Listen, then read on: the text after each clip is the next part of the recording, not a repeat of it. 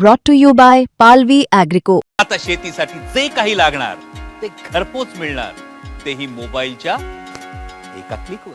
आज संध्याकाळी 5 वाजेपर्यंत उमेदवारी अर्ज भरण्याची अंतिम मुदत आहे आणि त्याआधी आता सगळीकडे आपण बघतोय की उमेदवार आहेत ते अर्ज भरायला तयार झालेले आहेत। पण दुसरीकडे आदित्य ठाकरे यांच्या मतदारसंघामध्ये काहीसा गोंधळ निर्माण झालेला आहे आणि काही प्रकरणामध्ये तर कार्यकर्त्यांनी थेट राजीनामा देण्याचा इशारा सुद्धा दिलेला आहे। आपण बघितलं तर काल सुद्धा मातोश्रीवर वरळीतल्या जे इच्छुक होते त्यांची गर्दी जमलेली होती, अनेकांना एबी फॉर्म्स मिळाले नव्हते आणि त्यामुळेच नेमकं वरळी मतदारसंघामध्ये काय होतंय असा प्रश्न विचारला जात होता। किशोरी पेडणेकर या सुद्धा दिवसभर मातोश्रीवर होत्या, पण संध्याकाळी उशिरा त्यांना एबी फॉर्म मिळाला होता। आदित्य ठाकरेंचा वरळी हा मतदारसंघ आहे आणि आदित्य ठाकरे या मतदारसंघावर लक्ष ठेवून आहेत।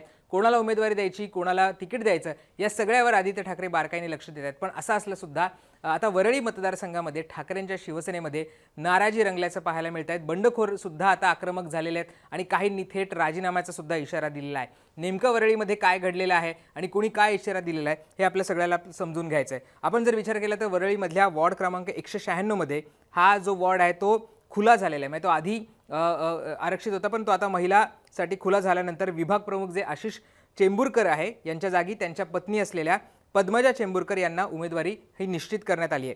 मात्र पद्मजा चेंबूरकर या राजकारणात काही सक्रिय नाही असा आरोप तिथल्या कार्यकर्त्यांचा, तिथल्या स्थानिक लोकांचा आहे आणि त्यामुळे नातेवाईकांना उमेदवारी दिल्यामुळे कुठेतरी नाराजी ही कार्यकर्त्यांमध्ये होती, निष्ठावंतांमध्ये होती आणि हा आरोप सुद्धा त्यांच्याकडनं केला जात होता। या वॉर्डासाठी पक्षातील जे निष्ठावंत होते आकर्षिका बेकल पाटील आणि संगीता जगताप या दोघींच्या नावाची जोरदार चर्चा होती। मी हा जो वॉर्ड होता तो आपण जर बघितलं तर महिलांसाठी खुला झाल्यानंतर तिथनं जे आशिष चेंबूरकर आहेत त्यांच्या पत्नी पद्मजा चेंबूरकर यांना तिकीट देण्यात आलं, पण पद्मजा चेंबूरकर या काही सक्रिय राजकारणात नाही आहेत, त्या काही फारशा ॲक्टिव्ह नाही आहेत असा आरोप करत तिथले जे स्थानिक पदाधिकारी आहेत, कार्यकर्ते आहेत ते काहीसे नाराज झाले आणि त्यांनी सुद्धा आरोप केला की नातेवाईकांनाच तिकीट दिलं जात आहे असा आरोप त्यांच्याकडनं करण्यात आला। या वॉर्डासाठी जसं मी मगाशी म्हटलं आकर्षिका बेकल पाटील आणि संगीता जगताप या दोन ज्या कार्यकर्त्या होत्या त्यांची चर्चा होती, त्या इच्छुक होत्या, पण त्यांना काही मात्र ही जे तिकीट आहे ते मिळू शकलेलं नाही आहे। आकर्षिका पाटील या युवा सेना विभाग अधिकारी सुद्धा आहेत आणि आदित्य ठाकरेंच्या निवडणुकी काळामध्ये वरळीतले ज्या हायराईज सोसायटी होत्या त्यांची जबाबदारी या आकर्षिका पाटील यांच्याकडे सोपवण्यात आली होती आणि त्यामुळेच त्यासुद्धा या सगळ्या वॉर्डामधनं इच्छुक होत्या उमेदवारीसाठी, त्यांना तिकीट हवं होतं पण ते काही तिकीट मिळू शकले नाही। दुसरीकडे आपण जर विचार केला तर संगीता जगताप या महिला शाखा प्रमुख आहेत आणि गेल्या अनेक काळापासून त्या सक्रिय सुद्धा आहेत, मात्र नेत्यांच्या नातेवाईकांना प्राधान्य दिल्यामुळे त्यासुद्धा नाराज झाल्या आणि कुठेतरी निष्ठावंतांवर अन्याय होतो अशी भावना त्यांनी बोलून दाखवलेली आहे। काही नाराजी नाट्य हे वरळीमध्ये सुद्धा रंगल्याचं आपल्याला पाहायला मिळालं होतं। हे सगळ्या ज्या उमेदवार आहेत किंवा ज्या इच्छुक होत्या त्यांनी त्यांचा आक्रमक पवित्रा सुद्धा घेतला होता। त्याचबरोबर आपण जर बघितलं तर वॉर्ड क्रमांक 193 मध्ये सुद्धा असाच असंतोष आपल्याला दिसून आलेला आहे। वरळी कोळीवाड्यातील शाखा प्रमुख असलेले सूर्यकांत कोळी यांनी हरीश वरळीकर आणि आशिष चेंबूरकर यांच्या विरोधात पत्र लिहून त्यांच्या पदाचा थेट राजीनामा दिलेला आहे। ते सुद्धा याच्यामध्ये आपण बघतो की नाराज असल्याचं समोर आलंय। 193 वॉर्डामधनं सूर्यकांत कोळी हे इच्छुक होते, मात्र या वॉर्डासाठी माजी नगरसेविका हेमांगी वरळीकर यांना उमेदवारी देण्यात आली आणि त्यामुळेच थेट ही नाराजी पोचली आणि त्यांनी थेट सूर्यकांत कोळी यांनी जे पत्र आहे ते लिहून त्यांचा राजीनामा सुद्धा दिलेला आहे।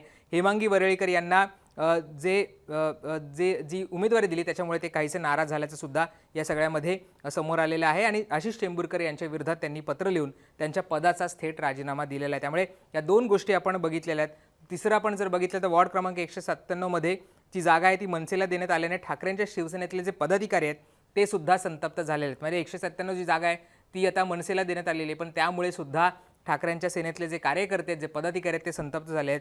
या निर्णयाविरोधात पदाधिकाऱ्यांनी पदाचा राजीनामा देण्याची धमकी सुद्धा आता दिलेली आहे। आम्ही मनसेच्या उमेदवाराचा प्रचार करणार नाही, त्याचं काम करणार नाही असा थेट इशारा सुद्धा आता या वॉर्ड क्रमांक 197 जे कार्यकर्ते आहेत ठाकरेंच्या सेनेचे त्यांनी दिलेले आहे।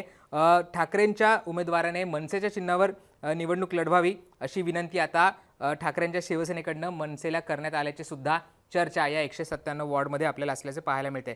त्यामुळे एकीकडे ठाकरे बंधूंना विरोधकांच्या विरोधात स्ट्रॅटेजी तयार करायची आहे, त्यांच्यासमोर उमेदवार उभे करायचे आहेत, पण दुसरीकडे पक्षांतर जी खतखत सुरू आहे, जे नाराजी नाट्य सुरू आहे आणि ते आता थेट राजीनाम्यापर्यंत सुद्धा पोहोचलेलं आहे, ते कसं शांत करणार हे पाहणं महत्त्वाचं असणार आहे। पण ज्या वरळी मतदारसंघामधनं आदित्य ठाकरे हे स्वतः आमदार आहेत, त्यांनी या वरळी मतदारसंघावर स्वतः लक्ष दिलं होतं. कोणाला उमेदवारी द्यायची, कोणाला नाही द्यायची हे सगळं ते पाहत होते. पण तिथेच आता नाराजी नाट्यात रंगल्याचं पाहायला मिळालंय.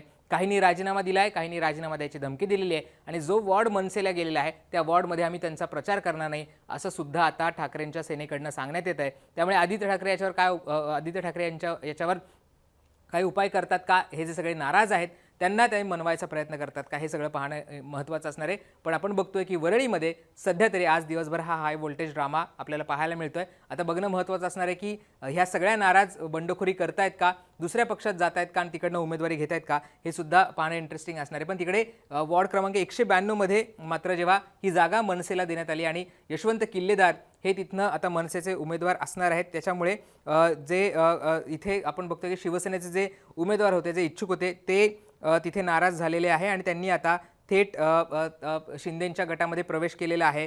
पाटणकरांनी म्हणजे प्रकाश पाटणकर यांनी थेट एकनाथ शिंदे यांच्याकडे ते गेले आणि त्यांच्याकडनं त्यांनी एबी फॉर्म मिळवलेला आहे. त्यामुळे आता 192 जो मतदारसंघ आहे, जो वॉर्ड आहे, तिथे आता एकनाथ शिंदे विरुद्ध त्यांचा म्हणजे पाटणकर विरुद्ध आता किल्लेदार असा सामना पाहायला मिळणार आहे. पाटणकर जे शिवसेनेमध्ये होते म्हणजे उद्धव ठाकरेंच्या पक्षात होते, तेच थेट आता शिंदेंकडे जाऊन मनसेच्या विरोधात उभे ठाकलेले. त्यामुळे इथे सुद्धा हाय व्होल्टेज ड्रामा आपल्याला पाहायला मिळणार आहे. त्यामुळे इंटरेस्टिंग निवडणूक होणार आहे. आज संध्याकाळपर्यंत कोणाचे फॉर्म भरले जात आहेत, कोणाकोणाला एबी फॉर्म्स राहिलेले त्यांना मिळतात, हे सगळं पाहणं इंटरेस्टिंग असणार आहे. आणि या सगळ्यातले अपडेट्स आम्ही तुमच्यापर्यंत पोहोचवत राहणार. त्यामुळे मुंबई तकला सबस्क्राईब केलं असेल ते करायला विसरू नका. बेल आयकॉनवर क्लिक केलं तर तुम्हाला या सगळ्या संदर्भातले अपडेट्ससुद्धा मिळतील. पाहत राहा मुंबई तक.